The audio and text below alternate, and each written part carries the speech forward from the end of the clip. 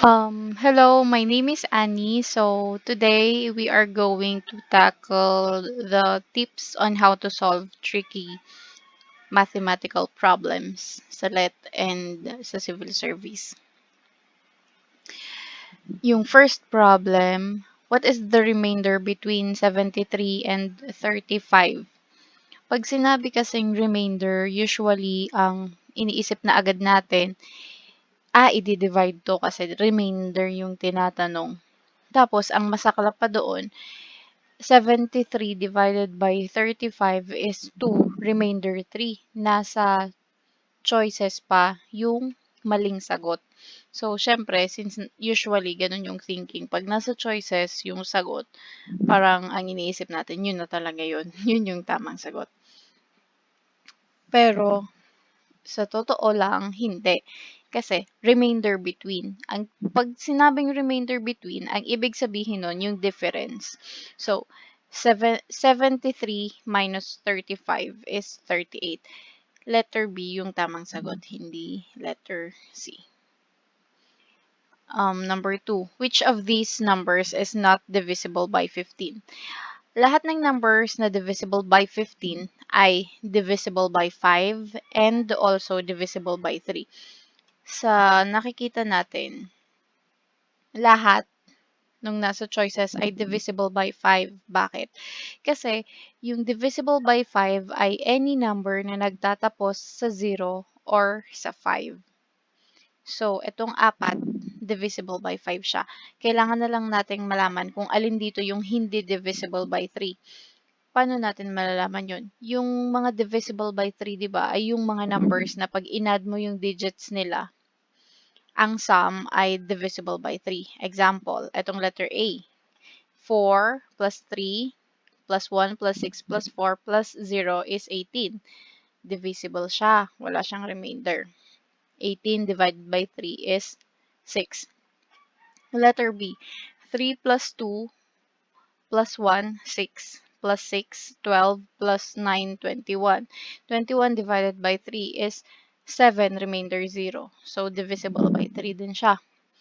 4 plus 6, 10. Plus 1, 11. Plus 3, 14. Plus 0. Plus 5, 19. Ito, hindi siya divisible by 3 kasi 19 divided by 3 is 6, remainder 1. May isang remainder, so hindi siya divisible. Tingnan natin yung letter D. 6 plus 3, 9. Plus 0 plus 4, 13. Plus 6, 19. Plus 5, 24. Divided by 3 is 8. Walang remainder. So, yung tanong is, which of these numbers is not divisible by 15? Yung letter C, divisible nga siya sa 5, pero hindi siya divisible sa 3. So, ito yung sagot.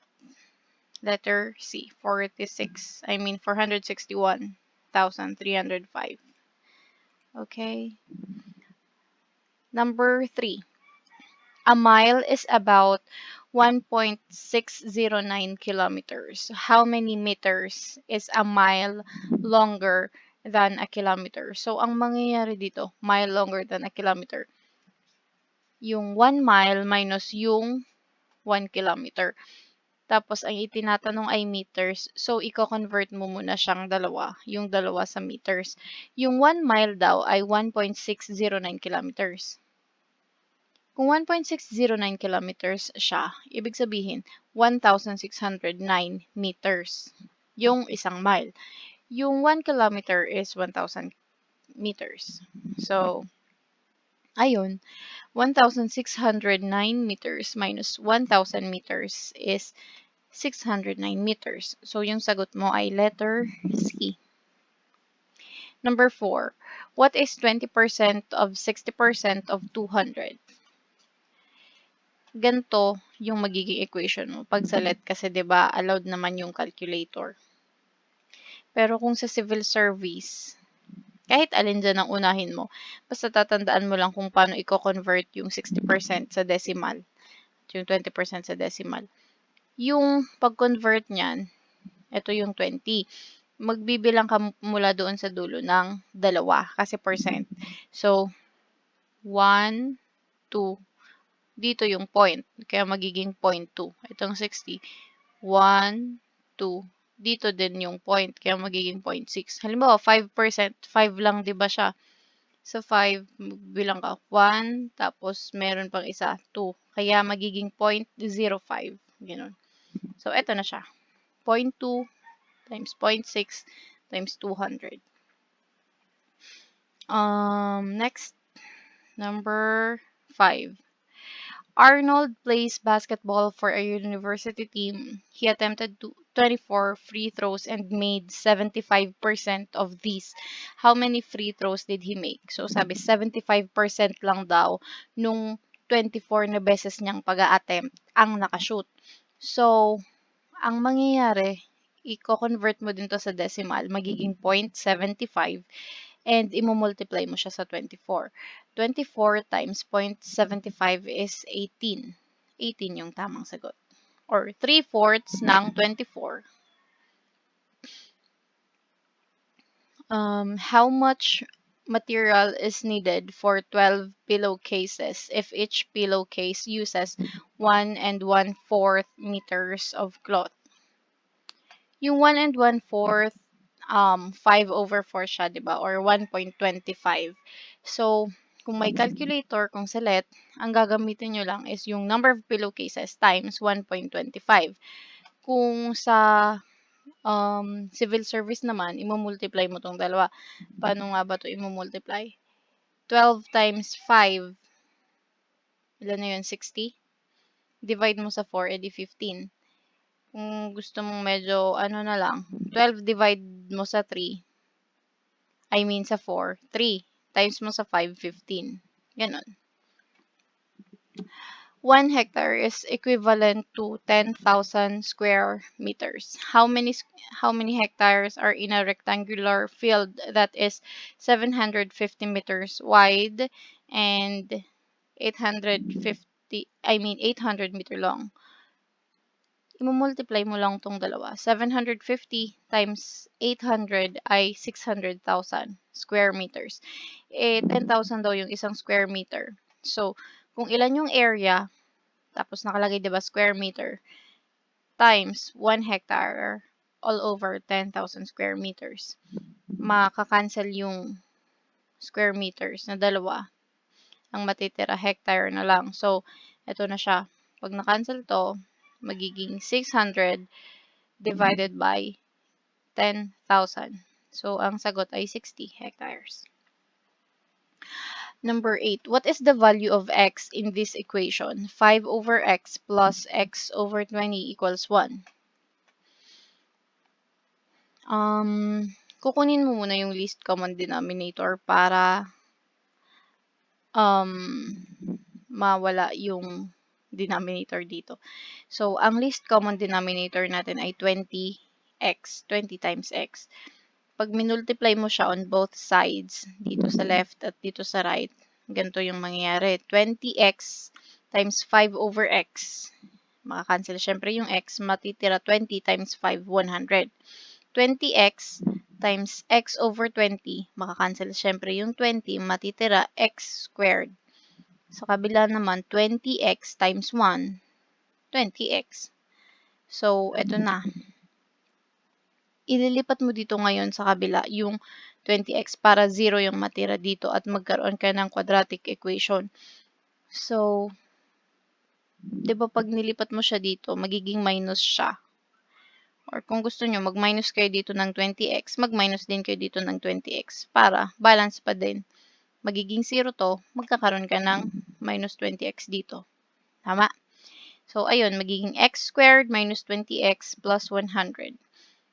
Kung mapapansin nyo, 10 times 10, 100. Negative siya, di ba? Negative 10x plus negative 10x, negative 20x. So, ito yung niya, pag finactor, x minus 10 squared.